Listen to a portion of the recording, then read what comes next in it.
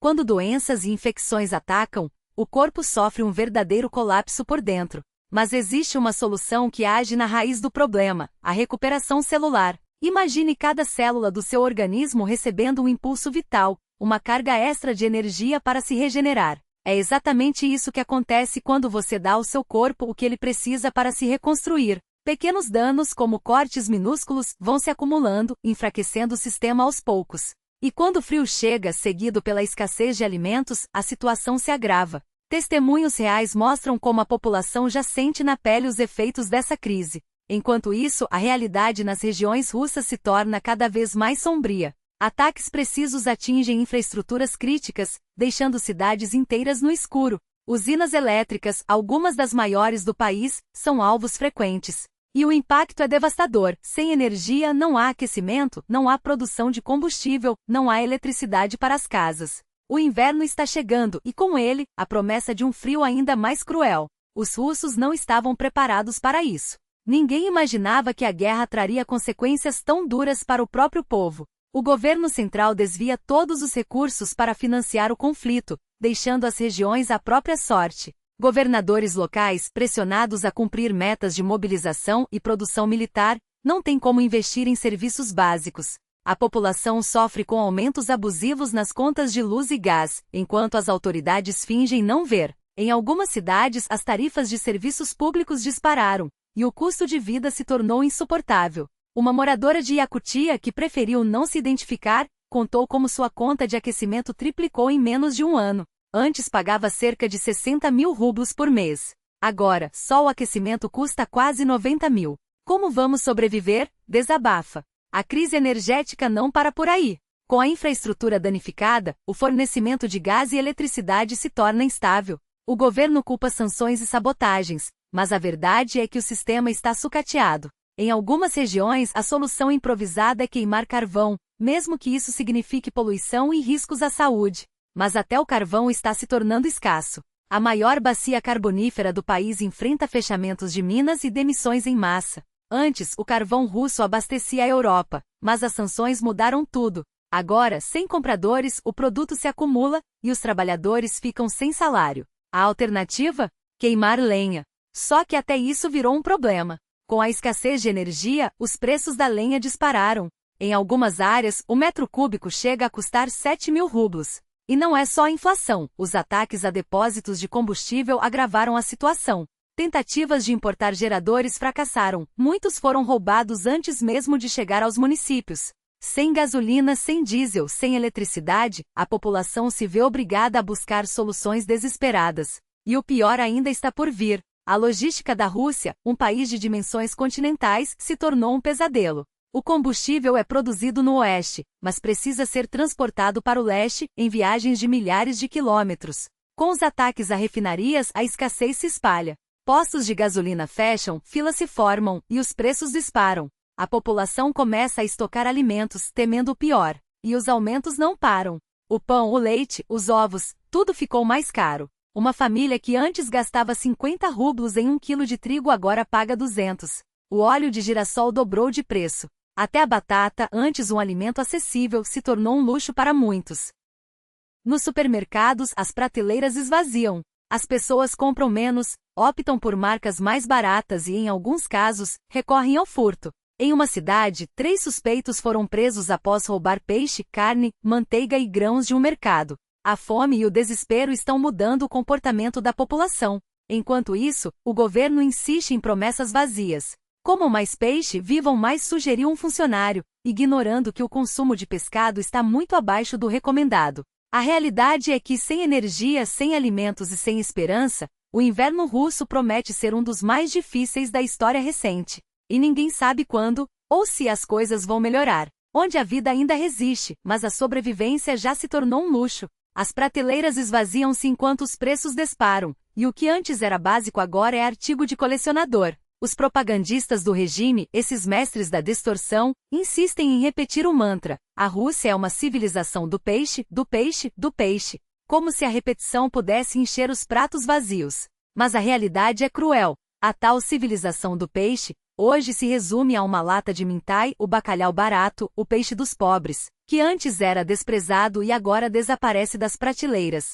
O quilo custa o equivalente a 500 grivnas, uma fortuna para quem mal consegue pagar o pão. E enquanto os russos fazem filas intermináveis por 1 quilo de tomate a 35 rublos ou mandarinas a 80, os mais sortudos, aqueles que vivem perto da fronteira com a China, cruzam a fronteira em busca de comida. Lá os produtos não são vendidos por quilo, mas por unidades. Um único pepino, uma única cenoura, um punhado de arroz. Para os demais, resta a esperança das tais cartelas de alimentos, um eufemismo para o racionamento disfarçado. O Estado, que já fracassou em tudo, agora revive os fantasmas da União Soviética, lojas especiais para a elite, filas para os comuns, e a certeza de que, mais uma vez, os de cima comerão enquanto os de baixo contarão as migalhas. Mas o regime não para por aí.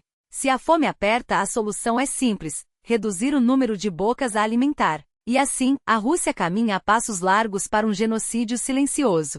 Cidades inteiras estão desaparecendo do mapa, engolidas pela miséria e pelo abandono. Em 2007, eram 75 mil localidades. Hoje, quantas restam? Ninguém sabe ao certo, mas os números não mentem. O país está se esvaziando. E para distrair a população, o Kremlin oferece o velho veneno: álcool mais caro, promessas de vitórias, e a ilusão de que a guerra é a solução para tudo. Enquanto isso, os campos de trigo, outrora orgulho da nação, murcham sob o peso da incompetência. A pauta não é mais alimentar o povo, mas abastecer a máquina de guerra. A mesma farinha que deveria ir para os pães agora é desviada para rações militares. Os celeiros estão vazios, os silos saqueados, e o que resta é exportado a preço de ouro, não para encher os cofres do Estado, mas para financiar tanques e mísseis. E quando os agricultores ousam reclamar, recebem a resposta de sempre: a pátria precisa de vocês. Como se a pátria não fosse feita de gente, mas de números em um relatório de gastos militares. O colapso é visível em cada detalhe. Em 2022, as pessoas brigavam por açúcar. Em 2023, as filas eram por farinha. Agora, em 2024, até a manteiga virou artigo de luxo, e a batata, outrora base da alimentação, tornou-se um sonho distante. Quanto custará 1 quilo de carne no próximo inverno? Ninguém sabe, mas todos sentem o peso da resposta. E não é só a comida: os fertilizantes antes importados, agora são produzidos às pressas com qualidade duvidosa. As sementes antes selecionadas por especialistas estrangeiros, hoje são colhidas de qualquer jeito. Os tratores antes modernos, agora enferrujam nos campos, pois ninguém tem dinheiro para consertá-los. E o combustível? Esse é um capítulo à parte. Cada litro de diesel custa o equivalente a 10 quilos de trigo, e mesmo assim é alvo constante dos drones ucranianos. O resultado? Fábricas de farinha fechando as portas, padarias reduzindo a produção, e o fantasma da escassez de pão, sim, pão, rondando as mesas russas. Diretores de cooperativas agrícolas admitem em off: não temos como continuar. Se não houver mudanças, simplesmente pararemos de produzir. E enquanto isso, o Kremlin continua a despejar bilhões em armas, em bunkers, em propaganda. Cada rublo gasto na guerra é um rublo roubado da boca de uma criança. A Rússia já não é o celeiro do mundo.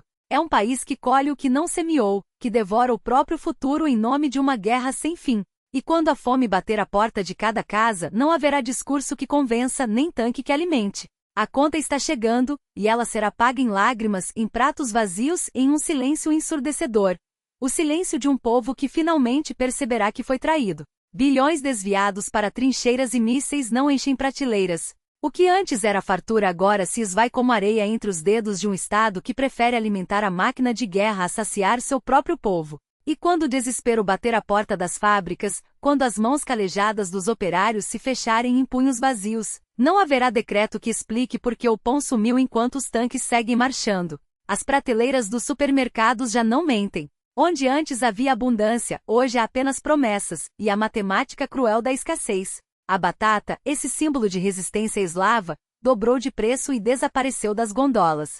O que resta é um jogo de cartas marcadas. O Kremlin dita as regras, os agricultores são obrigados a vender por migalhas, e o povo paga o triplo. Ajude os irmãos bielorrussos, sussurram nos corredores do poder, enquanto os armazéns se esvaziam e os estômagos roncam. Mas não há irmandade que alimente um país quando o próprio governo trata seus cidadãos como inimigos. E não é só a batata.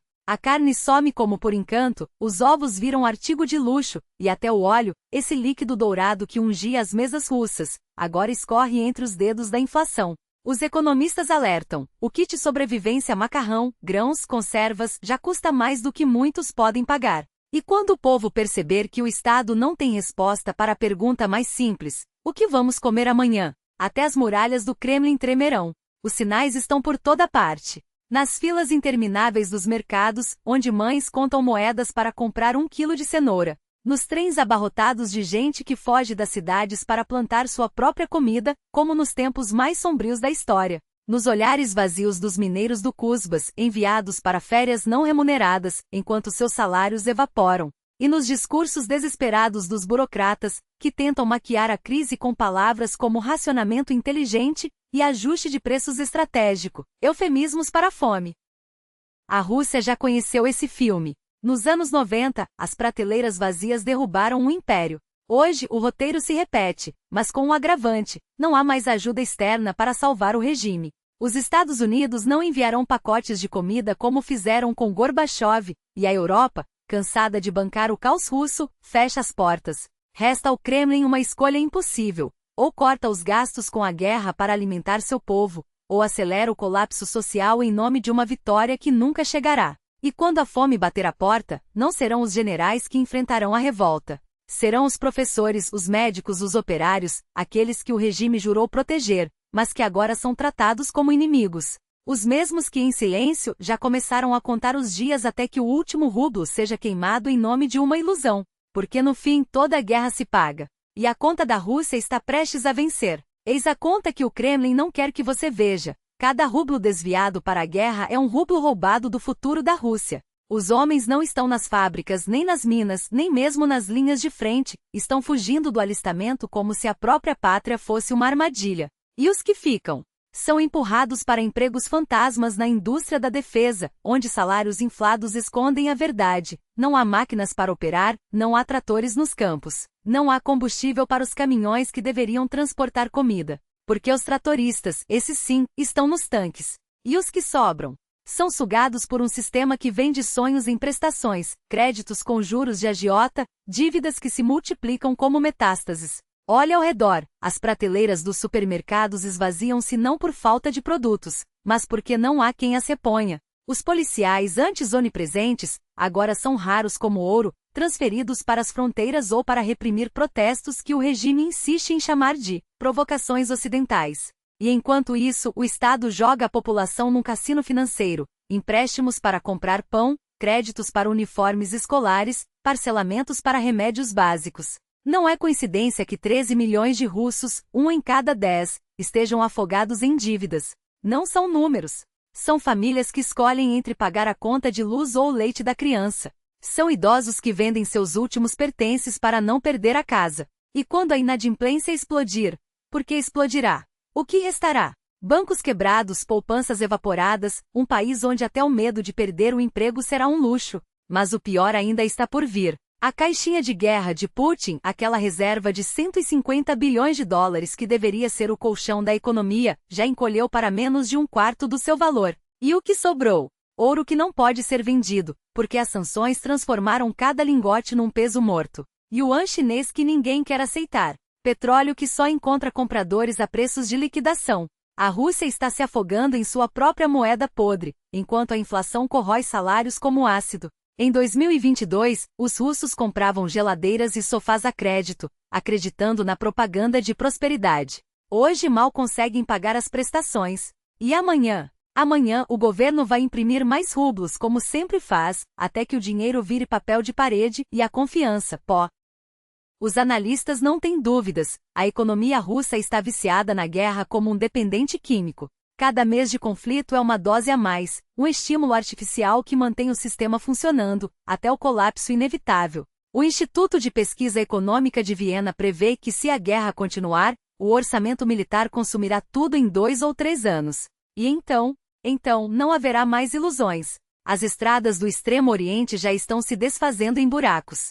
As usinas elétricas, construídas na era soviética, quebram sob o peso do frio e da falta de manutenção. A Sibéria, outrora o celeiro da Rússia, agora importa trigo porque os campos estão vazios e os camponeses, mortos ou exilados. E quando o inverno chegar, porque sempre chega, quem garantirá que as caldeiras das cidades não apagarão? Quem consertará os gasodutos que explodem sob o gelo? Quem distribuirá os alimentos quando os caminhões não tiverem combustível? O Kremlin mente quando diz que a Rússia é inquebrável. A verdade é que o país já está quebrado, só não caiu ainda porque o regime sustenta a fachada com propaganda e repressão. Mas até as ditaduras têm limites. Quando os bancos começarem a falir, quando os saques se tornarem rotina, quando a fome bater às portas das cidades, nem mesmo os tanques conseguirão conter a revolta. Putin apostou tudo numa guerra que não pode vencer. E agora a Rússia paga o preço, não com bombas, mas com a miséria silenciosa de um povo traído. A conta está chegando.